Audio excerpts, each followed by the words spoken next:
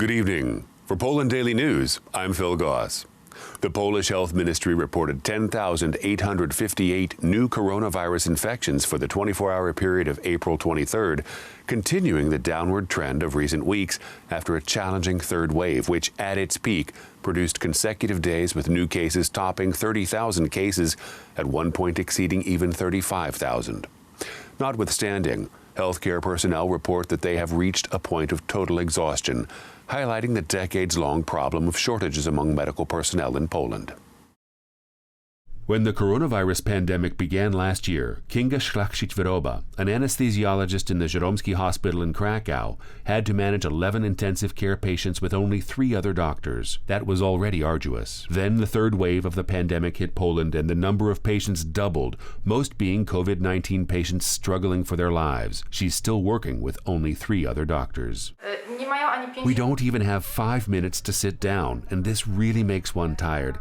I don't even know how to describe it. Exhaustion, really. Critical patients at the intensive care unit require the best quality care. We are doing our best, but often we are physically unable to secure the care that we would like to provide.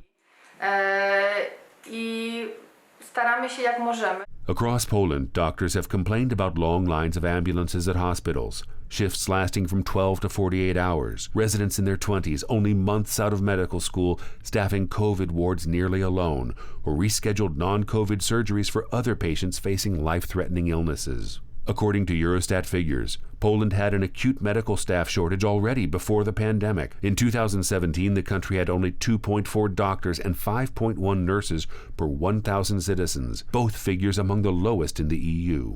Piotr Merek, head doctor at the Żeromski Hospital COVID ward, confirms that shortages of medical personnel have been a problem as long as he can remember. The healthcare system is now at its limit, but it has been at this limit forever, basically for as long as I can remember. The epidemic has just revealed all of its shortcomings, and it is clear as day that we do not have enough medical staff and that we have too few beds for patients. It is also important to think of specialists. We do not have enough anesthesiologists.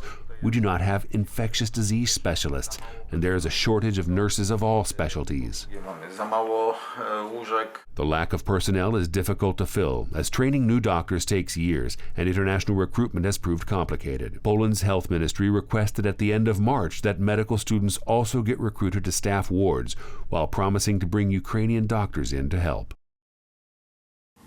Polish President Andrzej Duda, one of only a handful of European leaders invited to U.S. President Joe Biden's virtual climate summit, announced during the meeting that Poland will build a zero-emission energy system in the next 20 years. According to the plan, the country will reduce the share of coal in power production to 11% in 2040, down from around 70% at present. Poland was the only EU member not to commit to climate neutrality by 2050, when the bloc set the target in 2019. However, due to surging carbon emissions costs and undergrowing pressure from the European Union, Warsaw has taken steps to reduce the share of fossil fuel in power generation in Poland. Speaking on the second day of the virtual summit, President Duda said Poland plans to build a new zero-emission system over the next 2 decades, significantly speeding up a process that has already started. We are planning to build a new zero-emission system in Poland in the next 2 decades, thanks to which the share of coal in power production will go down from the current 70% to 11% in 2040. The president, who in the past vowed not to let anyone murder coal mining, also highlighted during the summit the latest agreement between the Polish government and coal trade unions to close the last coal mine in 2049. Some environmentalist groups have denounced Duda's speech, saying they had hoped he would declare Poland 2050 climate neutrality. Today, an attacker fatally stabbed a female police administrative worker in broad daylight at the entrance to a police station in a middle-class commuter town outside Paris. France's anti-terror prosecutor said he would lead the investigation, Prime Minister Jean Castex having earlier declared it a terrorist attack. The woman was knifed in the throat, 2 security sources said. The assailant was shot dead by police officers, one of the 2 security sources said. The attacker was a Tunisian residing in France on legitimate papers and not previously known to French security agencies, a 3rd security source added.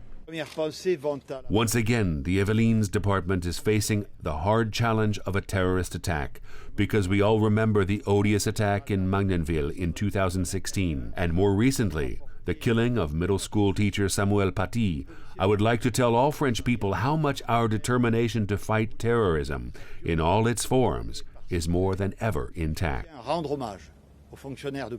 France has suffered a wave of attacks by Islamist militants or Islamic-inspired militants in recent years that have killed about 250 people. Friday's attack came 6 months after an Islamist teenager beheaded a school teacher in Confiance, another Paris satellite town. The Office of the National Anti-Terrorism Prosecutor has taken charge over the crimes committed here in the early afternoon in Rambouillet. The reasons for this are the following. First, how the events occurred, which involved an aspect of looking for a target. Also, the way the incident was committed, the crime's modalities, the profile of the victim, but also the statements expressed by the assailant when the incident occurred.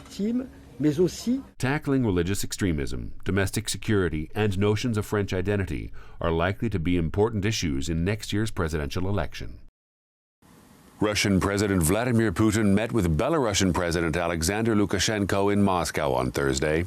Analysts had expected an announcement of deepening relations within the framework of the Union State, officially established between the two states in 1999, but never fully implemented in reality. No such statement was made. Instead, the Russian president spoke at length about tensions between Russia and Ukraine. The Russian president used his meeting with his Belarusian counterpart to deliver a response to Ukrainian President Volodymyr Zelensky, who recently challenged Russian leaders to meet him in eastern Ukraine's Donbas region for talks on ending the conflict there. Putin said that he could host the Ukrainian president for talks on bilateral relations in Moscow at any time, but that there are issues that need to be resolved between Russia and Ukraine, including Ukraine's approach to the Russian Orthodox Church. The current Ukrainian leadership recently took steps to destroy Russian-Ukrainian relations. This refers to a number of problems in bilateral relations, their approach to the Russian Orthodox Church, and the recent attempt to destroy it, their attitude to the Russian language, Russian-speaking Ukrainian citizens, and Russian citizens living in Ukraine. They took steps to destroy our relations. This is something we can only regret. But if President Zelensky wants to start restoring these relations, we will only welcome that. Putin said he would welcome efforts for dialogue, but added that if Donbas was the topic of the table, then Zelensky must first meet with leaders of the Donetsk People's Republic and Luhansk People's Republic. If it is about discussing Donbass problems, then the Ukrainian leadership must in the first place meet the leaders of the Donetsk People's Republic and Luhansk People's Republic. After that, they can discuss these problems with the representatives of third countries, Russia in this case. That is first. Secondly, if it is about bilateral relations, then sure, we will welcome the Ukrainian president in Moscow anytime he likes. Earlier on Thursday, Russia announced it was ordering troops back to base from the area near the border with Ukraine, apparently calling an end to a buildup of tens of thousands of soldiers that had alarmed the West. For Poland Daily News, I'm Phil Goss. Good night.